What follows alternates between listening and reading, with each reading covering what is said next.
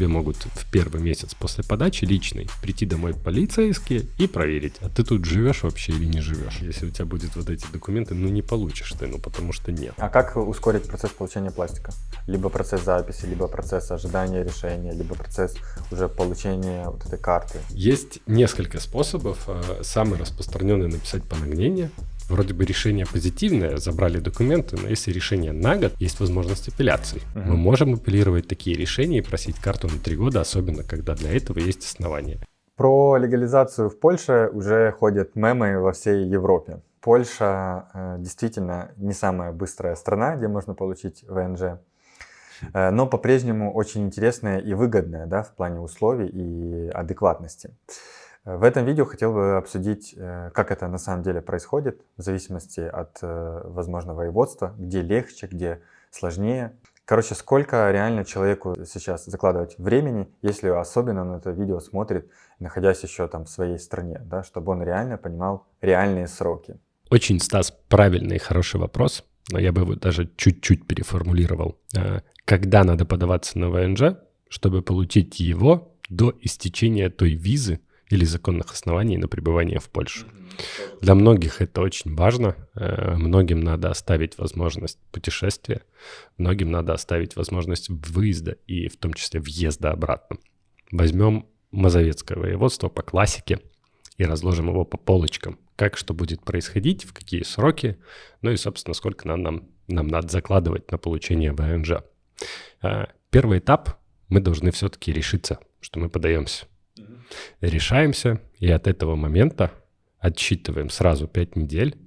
Это примерно те сроки, обозримые сроки, в которые вам предоставлена будет очередь. Но есть нюанс. Запись происходит только по понедельникам, только на сайте МОЗ и только с 8 до 10.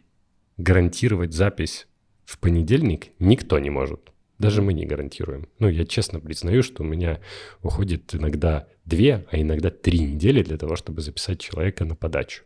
Соответственно, в среднем 2 месяца на то, чтобы просто подать документы. Мы еще ничего не собирали. Ты 2 недели ловишь? Да, очередь. И через 5 недель я уже иду подаваться. И через 5 тебе дают термин на подачу. То есть 2 месяца суммарно. Если подрезюмировать, от момента, когда ты решил подаваться, до момента, когда ты придешь ногами в управление и принесешь им вот эту папку документов, пройдет в среднем около 2 месяцев. Окей, понял. Что происходит дальше?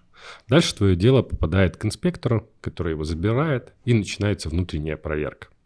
Кто проверяет? Абсолютно все органы Польши, вплоть до того, что к тебе могут в первый месяц после подачи личной прийти домой полицейские и проверить, а ты тут живешь вообще или не живешь. Ничего страшного в этой процедуре нет. Это обычная рядовая процедура для того, чтобы проверить, действительно иностранец находится на территории Польши или нет. Я ее сам проходил, ко мне приходила полиция, им повезло, что я был дома. Важный момент. Приходят они только в рабочее время. Но они тоже люди, да, правильно? Они работают в рабочее время, отдыхают в вечернее время.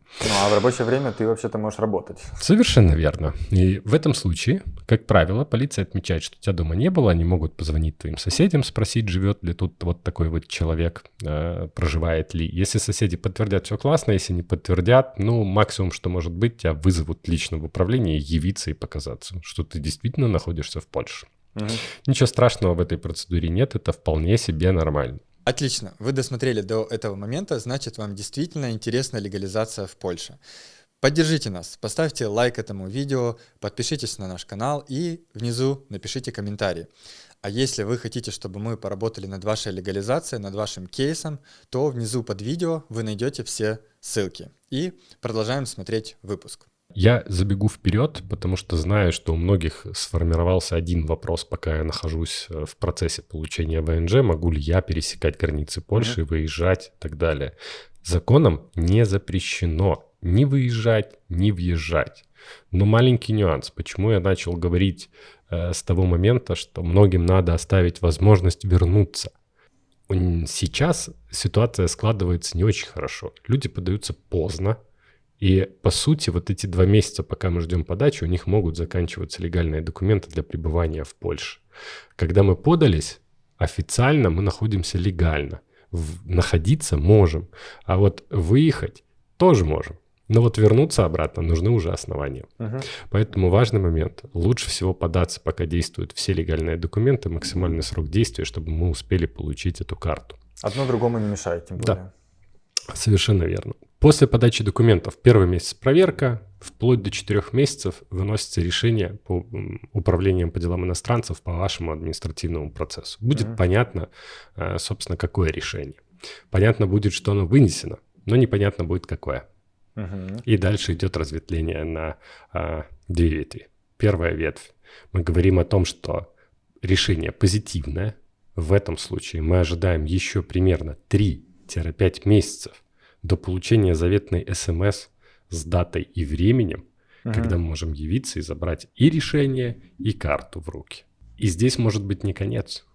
Вроде бы решение позитивное, забрали документы, но если решение на год, есть возможность апелляции. Мы Мгм. можем апеллировать такие решения и просить карту на 3 года, особенно когда для этого есть основания.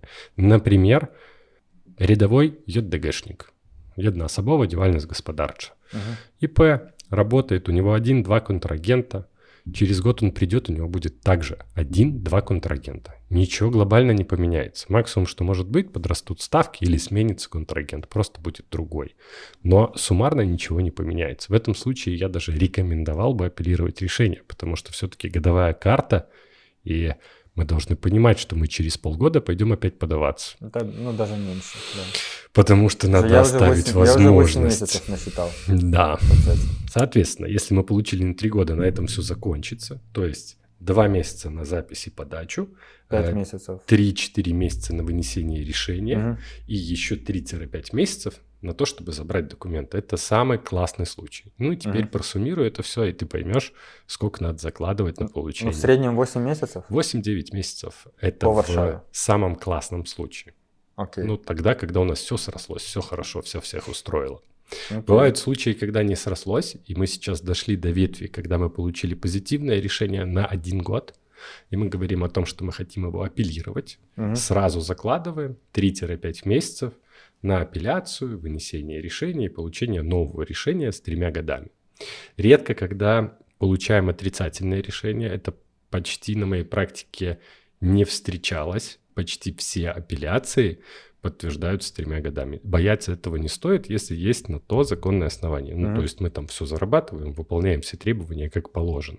Если же мы получили отрицательное решение после вынесения самого решения, то есть через 3-4 месяца управлением по делам иностранцев, у нас есть 7 дней на то, чтобы апеллировать это решение.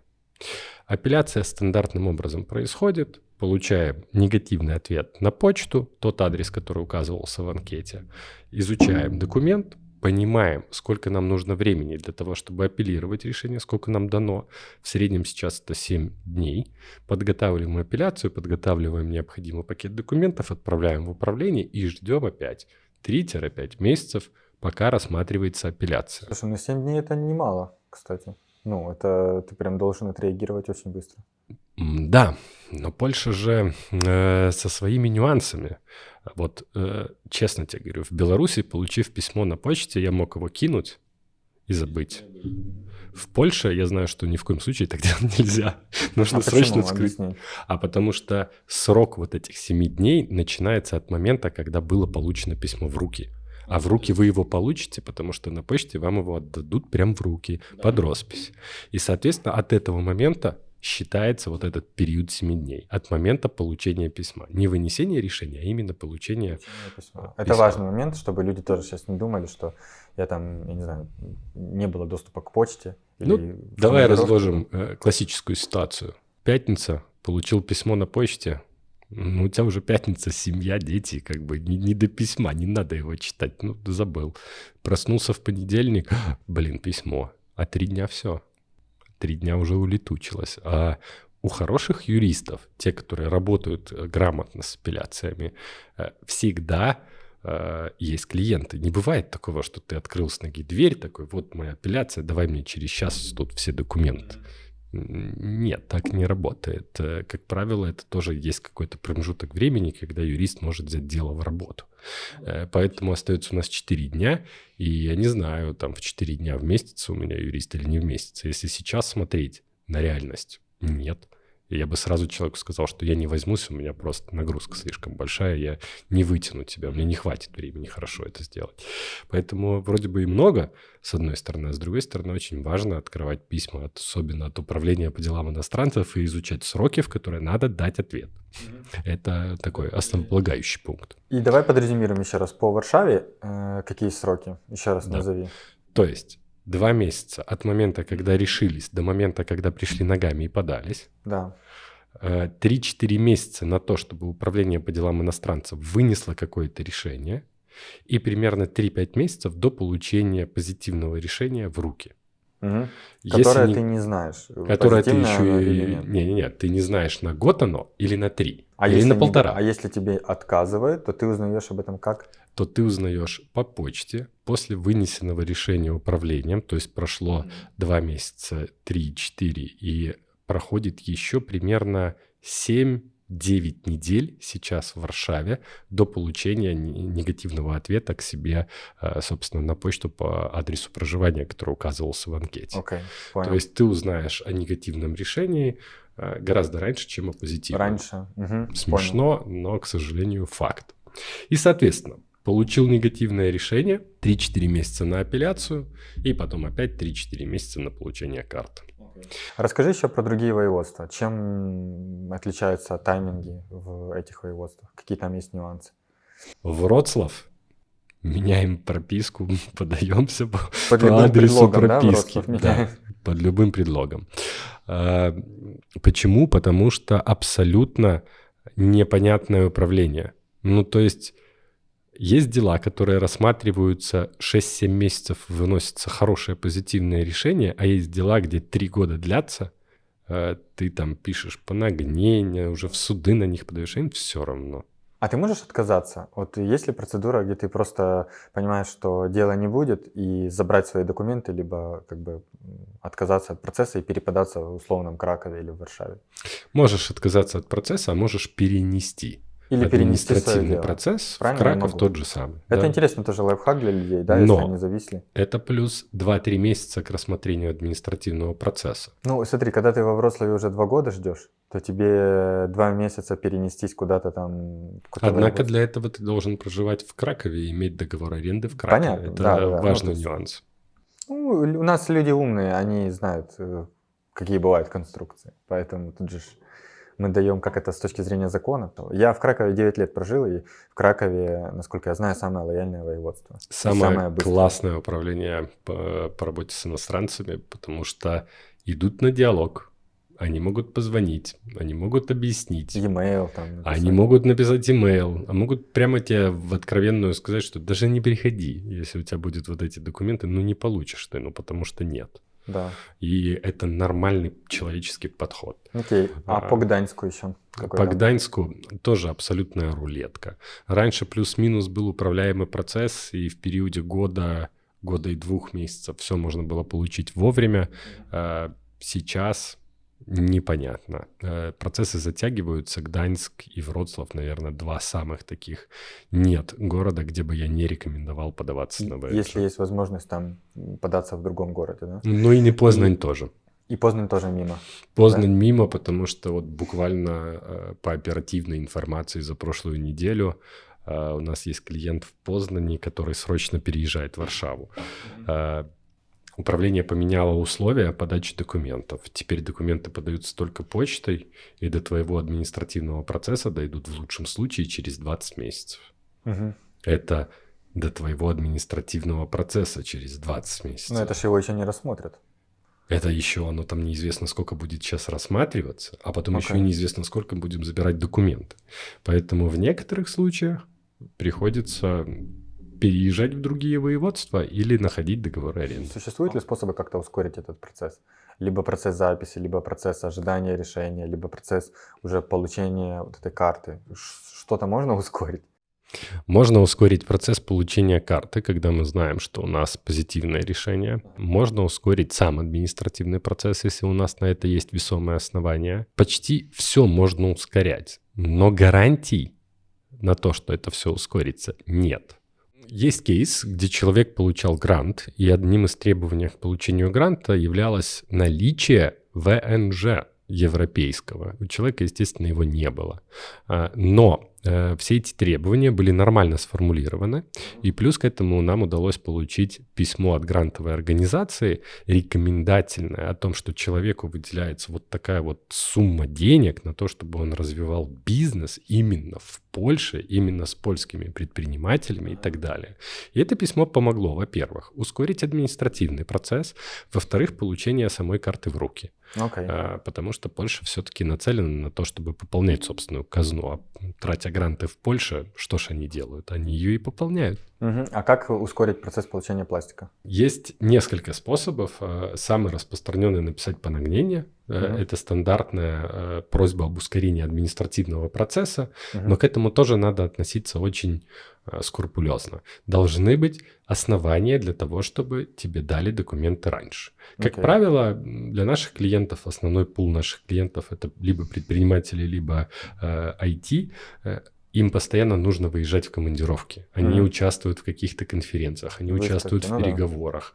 Здесь хорошим рычагом управления является то, что человеку нужно выехать, иначе либо хозяйственная деятельность потерпит крах, не заработает, не состоятся переговоры, и клиент откажется от него. Либо под угрозой юридическое лицо, потому что человек, который ведет проект, не сможет приехать на переговоры важные к своему заказчику. И, как правило, организация предоставляет рекомендательные письма о том, что человек незаменимый, он вообще без него тут никак, и как бы фирма вся разрушится, если он сейчас не уедет. И если это индивидуальный предприниматель либо работник, да, он уже собирает все эти письма и идет в управление проситься, пожалуйста, ускорить административный процесс. Ну да, и получается, методом эмпирических исследований мы поняли, что Краков и Варшава, Краков вообще шикарно, Варшава средняя температура, да, по скорости получения ВНЖ, и Вроцлав и Гданьск не очень, и зависит, видимо, от ситуации инспектора и ретроградного Меркурия.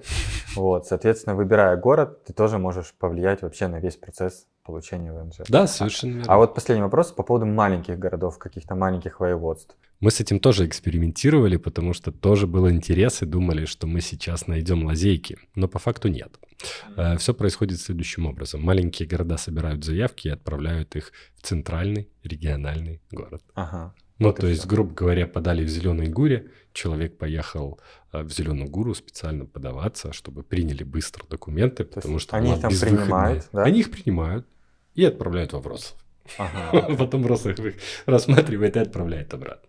Это затягивает административные процессы, никак их не ускоряет. Короче, такой лайфхак лучше не использовать. Нет, лучше не использовать, лучше поговорить с специалистом, который непосредственно ведет административные процессы. Я почему отмечаю внимание на слове «ведет», потому что только этот специалист реально знает текущую ситуацию на рынке. Ты имеешь в виду, ведет их, а не просто заполняет за деньги внески и дальше не имеет который к этому работает отношения? с иностранцами, который их подает сам, либо там его компания подает. Потому что люди, которые заполняют внески, их задача заполнить внесок. У них заработок на этом. Они могут вам рассказать что угодно. Вообще, хоть завтра ты там подашься. Но по факту этого не произойдет.